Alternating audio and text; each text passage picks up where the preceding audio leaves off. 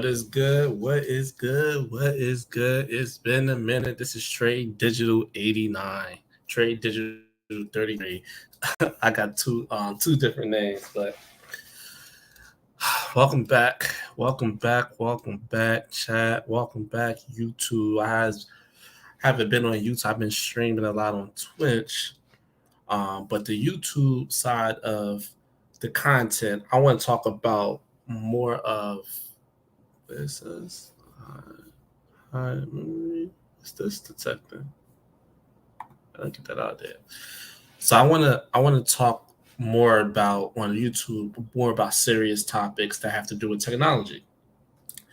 Twitch, I talk about a little bit here and there, but it's more so gaming, um, more so techie stuff that I might do or coding. Also, I code here.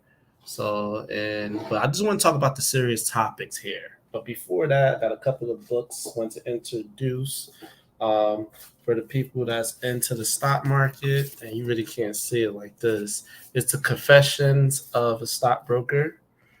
This is a really good book that show you the origin, how to buy and trade stocks. Because back in the day, they was using spreadsheets. So I feel like this is a very interesting book if you want to know the origin of that.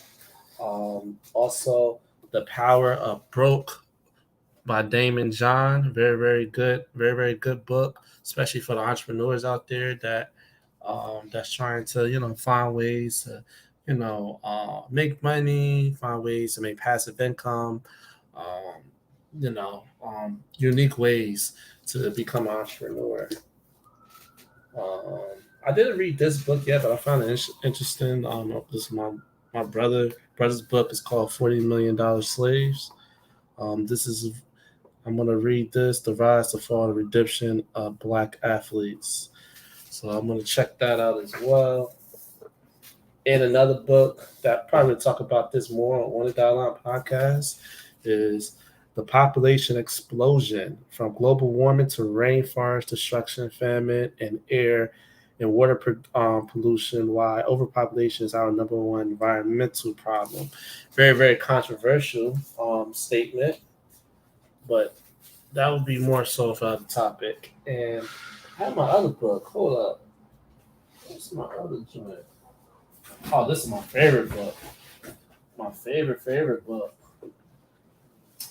It's all beat up because I like taking notes. I'm almost done reading it, but I like to take notes because it shows different encryption codes that you can decipher. It shows was it Vigenère? It shows Caesar ciphers. I like this. I like this. It's called the code. The science of secrecy from ancient Egypt to quantum cryptography code. So it's called the Code Book. Very, very good book for the people that like a geek like me that like encryptions and stuff like that to be able to hide things for only you and the receiver. So very knowledgeable book. All right.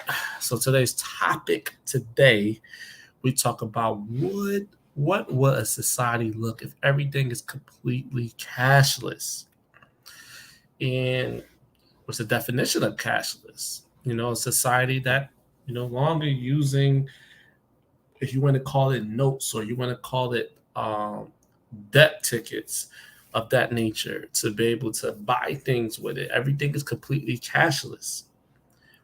And over time, we slowly but surely started to see everything becoming more cashless and everything being more digital, everything being more binary numbers, zeros and ones.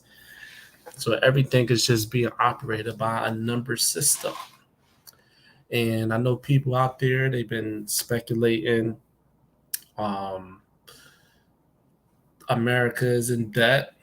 America had to delay the debt that they owe to June, and if they don't pay the debt, everything will go into default. That could be extreme. A whole bunch of issues. Everybody talking about the Fed now, when everything's going to be tied up to some type of digital ID system. kind of like how a hyperledger blockchain technology is being run. So they talking about that now, and how the economy is going. Other countries, they are completely digital. They're completely digital. There's you got places in India, um, also places I believe in Japan. Like they're completely digital. The BRICS, they trying to find a cashless system. So we're heading into that. We're heading into that. Especially America, because the value of their dollar is decreasing, and that's why like I was teaching about what the difference between blockchain technology, use that technology that uses cryptocurrency like a Bitcoin. Bitcoin is a deflationary currency. Fiat money, which is the USD cash, that's an inflationary currency. So the inflationary means it's going to lose value over time, because if the inflation increases, the money value. So it's like, for example, you put $1 under the mattress 20 years ago. 20 years later, can that dollar still buy you the same things that you was buying 20 years ago? No. And I love telling this story because this is just like the best example that you could, the best example I could come up with about this situation explaining what inflationary currency and what is a deflationary currency. So back in the day, because I'm 33, $1 when I was about maybe 7 years old, $1 you can get a bag of chips, you get a quarter juice, you can get a coffee cake, and you can get a candy, and that's all $1. And the candies, depending on what store, some you get like little fruit nuts, you get like a bunch of candies for that. Cryberries, I believe it was four. Cryberries 25 cents. So no, how much what was the crybabies? I think the crybabies you get four for 25 cents, something like that. It's probably like 5 cent, 5 cent or something. So you get a bunch of crybabies. You get a all the cakes like the zebra cakes, and it's great because the zebra cakes now it's like 150. You go to my if you go to my TikTok, I was talking about, I'm like, how is a zebra cake 150? And that's why inflation, like that dollar, you can't even buy a zebra cake. So let's stick to that, right? So as you get a zebra cake, a little coffee cake, you get that for 25 cents, you get 25 cent juice, and you got chips, and that could fill you up. Now, 20 years later, no, you can't even get one item. You can't get one item for $1. Chips right now is $1. You could probably get a bag of chips. It's 75 cents. So if you buy chips for 75 cents, and like for a Dorito 75 cents, you got a quarter left. There's no quarter water. Quarter water right now is probably like 35 cents, probably close to 50 cents, because it's not a quarter anymore. I don't even know why we call it a quarter water. You can't get anything to drink with that. Candies, you're gonna be struggling. Candies is like 50 cents. What else? Can't get a cake with that. Cakes is now $1. So you only could get one item for that dollar, and back then you was able to get four. And let's say you want to get a cake. I went to the store the other day. I was like, oh man, I missed the zebra cake. And I was like, ma'am, how much is this? She said 150. So that dollar, you see, the dollar lost its value. It lost its value because inflation is high. And inflation normally goes high because the cost of living is increasing. It's increasing. Um, and it have to do with the economy. So it starts from the top. It have to do with the economy, especially America being in debt and own all this money, and the money is backed by nothing. It's a fiat currency. It's backed by nothing. The value going to decrease over time, and inflation is going to become higher because the economy is not doing well. So that's a big issue. That's a big issue. So now talking about deflationary currency, Bitcoin. Bitcoin was like under a cent. It was under a cent for that Bitcoin being like just being a nothing burger. You could purchase, you could use that dollar and you could put it in Bitcoin. So you got $1 worth of Bitcoin. The thing with that have an opportunity to increase in value because it's limited. It's not a lot of Bitcoins. It's only 21 million. So it's not a lot. So it's limited. So it means that it's going to decrease in value. I mean, it's going to increase in value based off of how many people buy Bitcoin. So is the volume is up and down, but just know if you leave it in there, it can increase in value. So it's a deflationary currency. It increases in value for where you have it. 2010, it was less than a cent. 2023, now it's where is it at? What's Bitcoin at now? Let's check. Let me see what Bitcoin is at. We got time. Hold up. Let me check. Bitcoin price. Yeah, I go see this. So share. Let me share my screen. Um, so look at Bitcoin price. Bitcoin price right now is $27,000. So that $1 could have made you mad money because this is one. So you was able for that $1, you was able to buy like a few Bitcoins, and 20 years later, so that's the difference. 20 years later, you have that USD dollar that you was able to purchase a lot of things with it.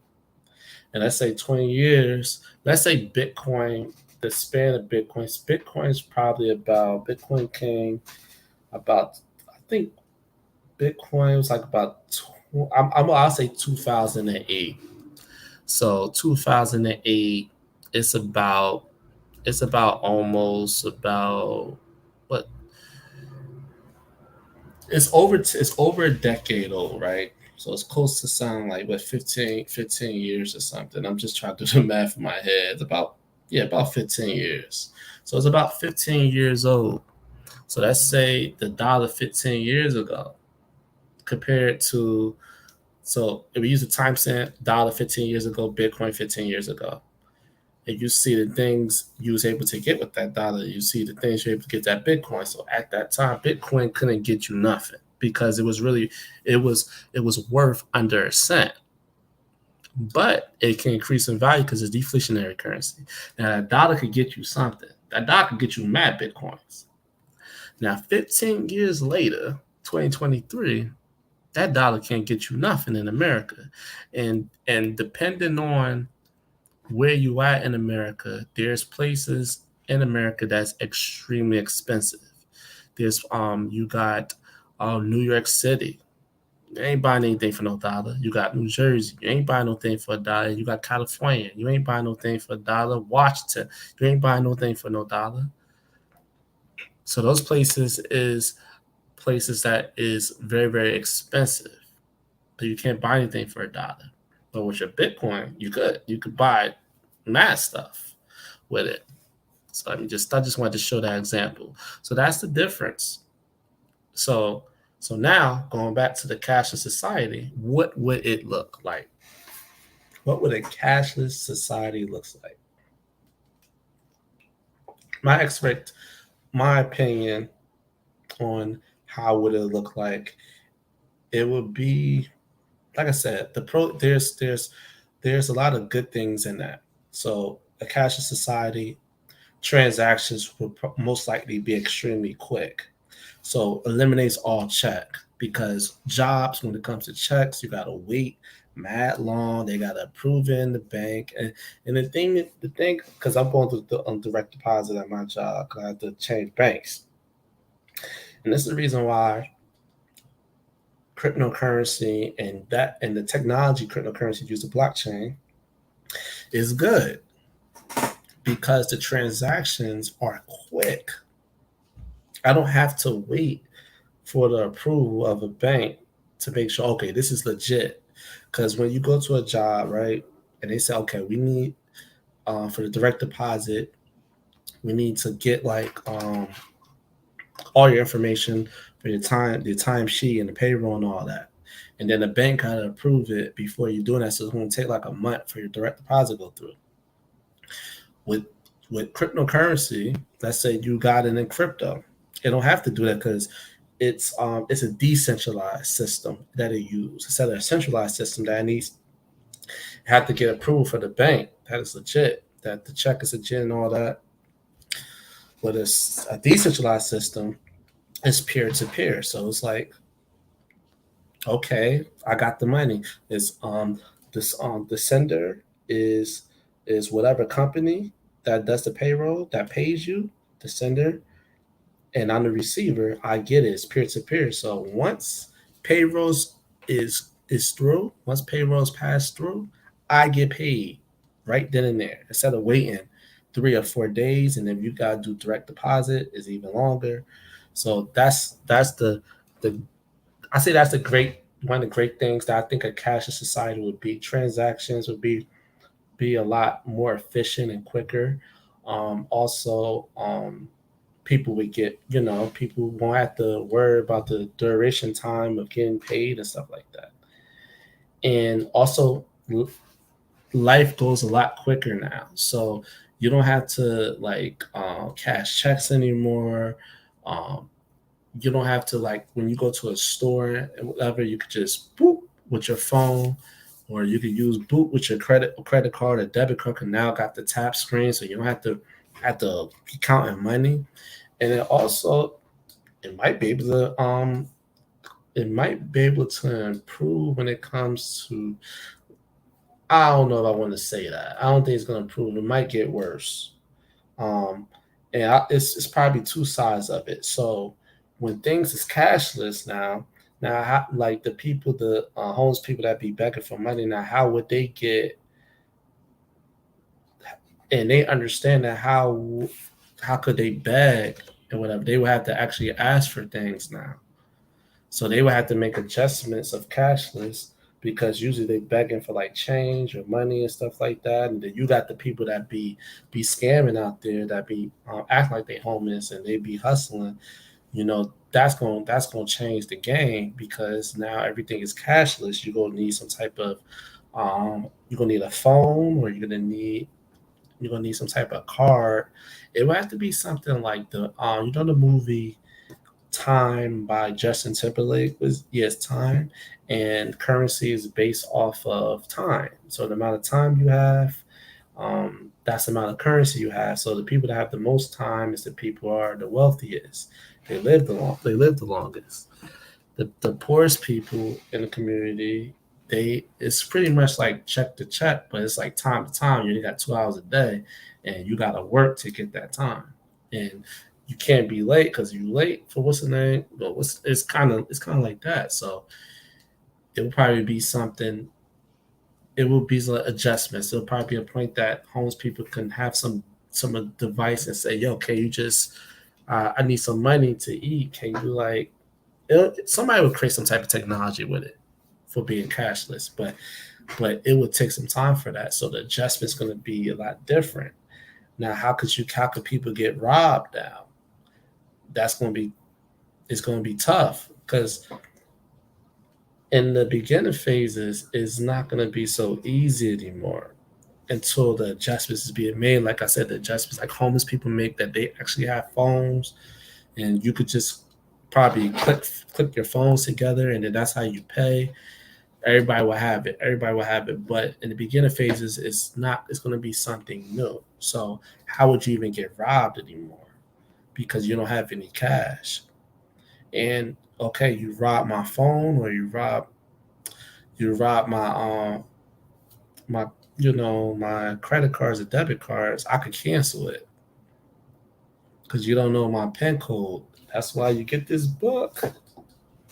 This shows you how to encrypt your passwords because people be getting hacked and all that. Helps you encrypt your passwords. But um, So it'll be a lot. It'll be difficult for people to be able to for crime. How would they be able to rob you if they can't get no money from they it's going to be extremely hard for them to get your money, extremely hard. So so it's like kind of like two things going on. So it'll be difficult. So it may help to prevent crime because of that transition going to a cashless society. Go take a while for everybody to adjust and everybody to learn the system. But then again, it may increase it because it may people because if it become cashless, it's going to be money's going to be scarce. It's going to probably make people just even being even more violent. So it's like pros and cons to the whole situation. So that's something that it can be a debate about with a cashless society. Would crime increase or would decrease? My opinion, in the beginning, I think the crime rate would go down because it would be because there's no way you can rob anybody and it's going to be tough. There's no way you're going to be able to do it because everything is cashless.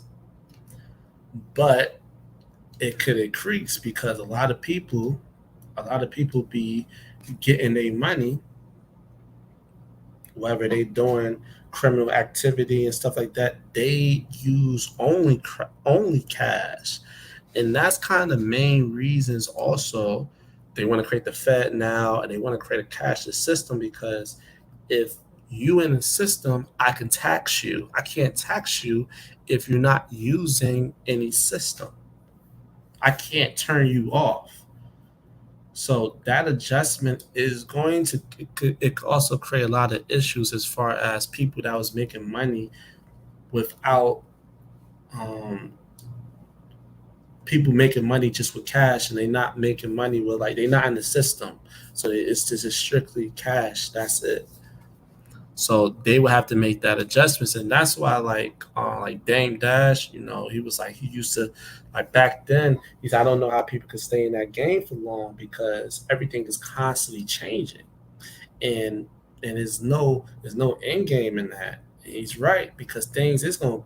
So if you hustling that way, you hustling the legal way, and you just strictly cash, and you still on the block. I definitely see it. I definitely see people still be on the block. How could they make that adjustment if cash you can no longer do anything with that cash? They're not gonna take it. They ain't gonna take it. So that's gonna create a lot of issues. That's gonna create a lot of issues. A lot of people is gonna have to hustle the digital way. So, or a lot of people have to start being creative. So it's gonna be challenging. So that's gonna play a pivotal role as far as the criminal activity and as far as okay, speed of transactions and stuff like that. And also you might see celebrities start to promote this whole cashless system is because I believe it was Sweetie, um the rapper that used to be with Quavo, that she was promoting a ledger. I'll show you that she's promoting a ledger. A ledger is when for like crypto wallet, like if you have a crypto wallet or something with crypto like Bitcoin, Ripple, and all that stuff, you're gonna have it in a ledger. Ledger looks like a flash drive, and she's promoting that. So the more rappers, you remember rappers promoting like the money to their ear and stuff like that. Sooner or later, they're gonna start promoting like cashless things, like digital stuff. It could be a digital chip. It can be they can promote Fed now and stuff like that. So they're gonna because they know the marketing is all for like content creators and entertainers. So let's see if we can find that video. Let me see if I can find it. Because it's by Sweetie, and I got to see if I can find the exact song. I don't listen to music. She's a pretty girl. She's a pretty girl. Um she looks good, but I don't really listen to music. Let me see. Let me see. Sweetie. Let's spell it. Let's put her name right. I put Sweaty. Sweetie. New song. I think it's with a A. All right. Oh yeah, here we go. It's closer. Let me see. Well, it don't really matter if you hear it or not. So it's a song with her. So let's share that. Hope they don't flag me because they've been flagging me a lot. So I'm just gonna just like I'm gonna just not gonna play the audio so they won't flag me. I'm gonna mute it. Let's see. I'm trying to see if I could find it. Um, she was promoting a ledger. Is it here? Let me see if y'all see me. So it's a song with her. Let me see. I gotta see if I can find it. It was like a pink ledger she had. Uh, I think it was a dancing. Let me see. There you go. All right. I just, all right. And then we're gonna pause it right there. All right. So you see, that's a ledger. So that's a ledger that stores cryptocurrency. That's a ledger that stored digital currency. So you're gonna see rappers, musicians. You're gonna see content creators. You know, there's content creators that's um, in the whole um, the crypto market, and stuff like that. To be able to, you got people that scam and doing that, but you know they in that game because it's a you could get a lot of money, but they're gonna start promoting this. This is big because this is an artist right now that they know she'll get eyes, a beautiful girl, nice body, and they're gonna say, "Yo, we need you to promote this." She probably don't know nothing about this, right? But they're gonna use her to promote this cashless society. They're gonna promote using cryptocurrency, and we don't necessarily know what type of blockchain they're going to use. They can use a hyperledger. Hyperledger is more so a controlled blockchain that's being used. They can use that, or they can use Ethereum network and create their own token. There's a lot of things they can do. So this is one of the things they might do. They might promote it as well. So I just wanted to show that. So yeah, so you're gonna see an entertainer's gonna be able to promote it. So before I end this, I want to make it like short and sweet. I don't want to make it too long, but the pros and cons for it. So the pros, everything gonna be faster. Because they already want to make restaurants more so everything being kind of cashless anyway. Because now you got QR codes for waitresses. If you could probably call a waitress over, or they got QR codes as far as for the menu, and I think the whole um, I think the whole pandemic was a test run for that. It was a test run for, okay, we need to let's see if we can implement certain things technology wise, because we want to, because COVID, we gotta practice 6 feet, being away from each other, 6 feet away. Um, what was the word for that again? Social distancing. So we had to practice social distancing, right? So it gotta be a situation that's cashless, so we won't be able to touch each other or touch money because it's germs and you get COVID, so like that. So they probably like, let's test run this whole situation, having QR codes, um, having everything being cashless because they have to can't interact with each other because of germs and stuff like that. saying that the money got germs. So the everything will be faster. Probably the interaction with each other. We won't be able to exchange too much germs because it's like a tap of the phone. Boom, boom. I'm gonna have to touch you. You have to touch me. Um, of course, the speed. As I said, the speed on transactions. The prevention of getting robbed. uh, is I would just say that's about it. With it's cashless, but the problem with that is the tracking. Now they can track you now. Um, Everybody's being tracked, but you can't because there's no getting away from that now. So you're being tracked. IRS, they got all your information and stuff like that. More scams, more hacking is going to happen because everything is completely cashless. So you're going to have the pro hackers that's going to be able to hack you. What else? Man, the government could shut you off if they want to. You owe like back taxes or child support and stuff like that. They could just shut you off. Or if it's a power grid problem, if the grid shuts down, it's a wrap. And then that creates anarchy and that can create a whole big issue. If it's like a cyber attack for another country hitting us with a cyber attack, all our money is tied to that. We can lose everything. So that's why it's like it's scary because now you don't have any hard asset. So that's why I still say I give you advice. Still, even though it will be completely cashless, you don't want to carry cash anyway. That's not backed by anything. Silver, gold, you want to have that. Those are going to be the things that's protected. If you're going to have cryptocurrency, um, make sure you get it. Make sure you get it in some type of the ledger like she had, like Sweetie had it. That's good. But you lose that ledger, you're gonna lose your wallet, and that's easy for you to get robbed.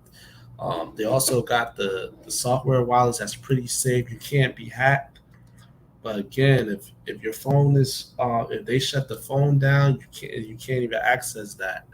So security purposes can be crazy. You can have even a paper wallet. Paper wallet probably the safest one because it's a QR code, and you just have that paper. Just can't make sure you don't get robbed or anything.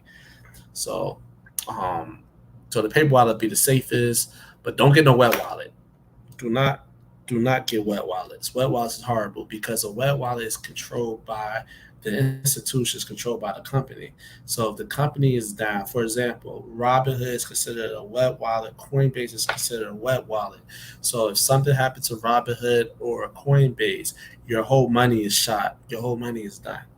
So you don't want that. You want to get like a software wallet. Software wallet is just it's not on no platform. It's your actual wallet. You got MetaMask, you got Trust Wallet. Those is the actual wallet that you have. So nobody can get it. A ledger is also safe as well because it's on that little device like Sweetie had, and paper wallet is extremely safe because it's on the paper. It's on the paper. So that's the advice I would give you. Make sure you get a hard asset and make sure you get like some type of if you get in cryptocurrency, make sure you have the safer wallet. Do not get a wet wallet. I repeat, do not get a wet wallet if you get crypto. So those are one of the things to protect you in the a cashless society. Be mindful of that. Continue educating yourself on what you need to keep your money safe, and also get this book. It helps you create your like understand like encryption keys and stuff like that, and it'll make it hard for hackers to be able to hack you because if your password is on point, if you're using was it a Vigonaire cipher, it's very very difficult to crack that, and there's other ciphers as well. Let me see, there's other ciphers as well. I was reading where I was looking at. It was one that was extremely difficult. Let me see. I wish I should have knew this. Listen, that's why I had to take notes because it's a lot in this book. A lot in this book. Oh, this is the big. I'm trying to find out what number was I on. Was that? Let me see. There was one cipher. I was like, what does that mean? Was it this one? No, that's still a Vigonaire cipher. King. Yeah, that's still a Vigonaire cipher. Let me see this one. Yeah, I read all of this. I'm just saying, just make sure you keep it safe. But everything on cryptocurrency is hard to hack anyway because on the blockchain you would have to hack the whole system, and that's impossible because you have to go to each block to be able to hack it. So that's impossible. That's why it's peer to peer. It's not centralized. Centralized system could be destroyed, and that's what they're trying to do with this whole cashless society. Is one person be able to control the whole everybody's money, and that could be an issue. That could be a problem with that. But yeah, that's it for today's episode. Hope everybody enjoyed it. Please like and subscribe to my channel, Trade Digital 89. Also follow me on Twitch, Trade Digital 33 on Twitch. Those for the fun stuff, playing the games, coding, all that cool stuff. So make sure you do that, and make sure you like and subscribe and all that good stuff. But my name is Deshaun Lyons, and this is Trade Digital 89. See you when I see you.